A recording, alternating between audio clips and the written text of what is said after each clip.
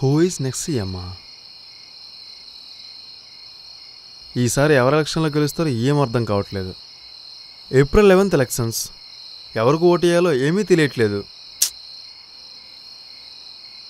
రేయ్, ప్రతి విషయంలో కన్ఫ్యూజన్ ఎందుకు? చదువుకునేటప్పుడు ఇంటర్లో ఏ గ్రూప్ తీసుకోవాలి, డిగ్రీలో ఏ గ్రూప్ తీసుకోవాలి, ఇప్పుడు సేమ్ ఏ పార్టీకి ఓటు వేయాలి. అప్పటికిప్పటికి తేడా ఏంటో తెలుసా? అప్పుడు రాంగ్ స్టెప్ వేస్తే నీ ఒక్కడి జీవితం నాశనమయ్యేది, నీ ఒక్క ఫ్యామిలీయే బాధపడేది. కానీ ఇప్పుడు రాంగ్ స్టెప్ వేస్తే 4,97,00,000 రాష్ట్ర ప్రజల జీవితం నాశనం అవుతుంది. సో ఆలోచించు. ఏప్రిల్ 11th ఒక్కరోజే నువ్వు కింగ్. ఆ రోజు నువ్వు వేసే ఒక్క ఓటు నీ తర్వాతి 5 సంవత్సరాల భవిష్యత్తుని డిసైడ్ చేస్తుంది. సామాన్యుడికున్న ఒకే ఒక్క ఆయుధం ఓటు. కులం కోసమో, మతం కోసమో, అవసరం కోసమో, అమౌంట్ కోసమో అమ్ముకుంటే మూల్యం నువ్వు ఒక్కడవే కాదు, రాష్ట్రంలో ప్రజలందరూ చెల్లించాలి. రే, నా ఒక్క ఓటుతో ఏమవుతుందిరా? ప్రతి ఓటు అవసరమేరా. సూర్యుడు ఒక్కడే, కానీ మీ విశ్వం మొత్తానికి వెలుగునివ్వట్లా.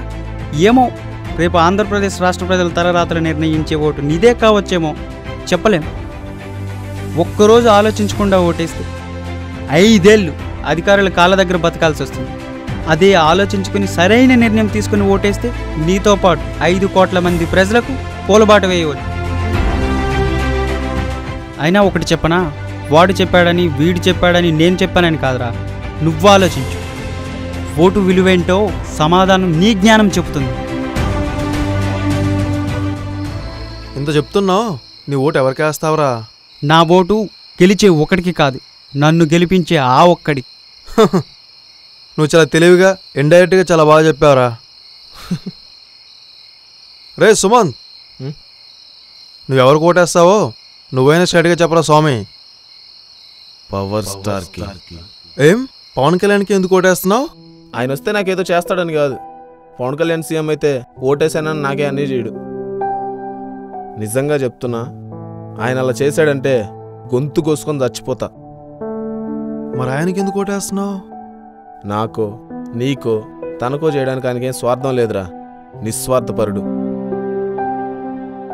మనకి చేస్తాడు, మనందరికీ చేస్తాడు.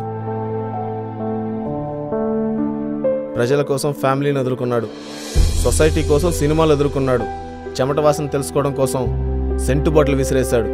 వచ్చాడు, తెలుసుకున్నాడు, నిలబడ్డాడు, ప్రశ్నిస్తున్నాడు. అలాంటి నాయకుడికి కాకపోతే ఇంకెవరికేస్తాంరా ఓటు? భగత్ సింగ్, అంబేద్కర్ లాంటి గొప్ప వాళ్ళను ఆదర్శంగా తీసుకున్నాడు.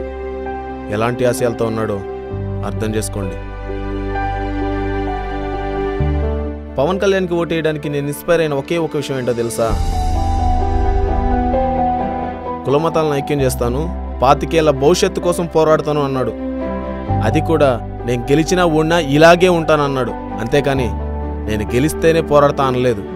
That is Pawan Kalyan.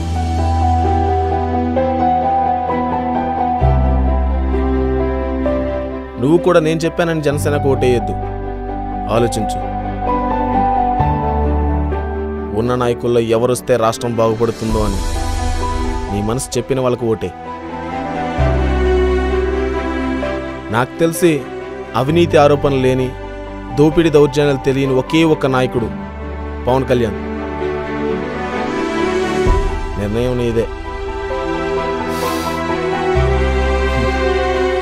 ఏదైనా సరే ఓటే. నీ ఓటు నువ్వే వెయ్యి. పేర్ల వెనకాల తోకలే తీయలేని నాయకులు కులమతాలకు అతీతంగా రాజకీయం చేస్తారని ఏంటి గ్యారంటీ?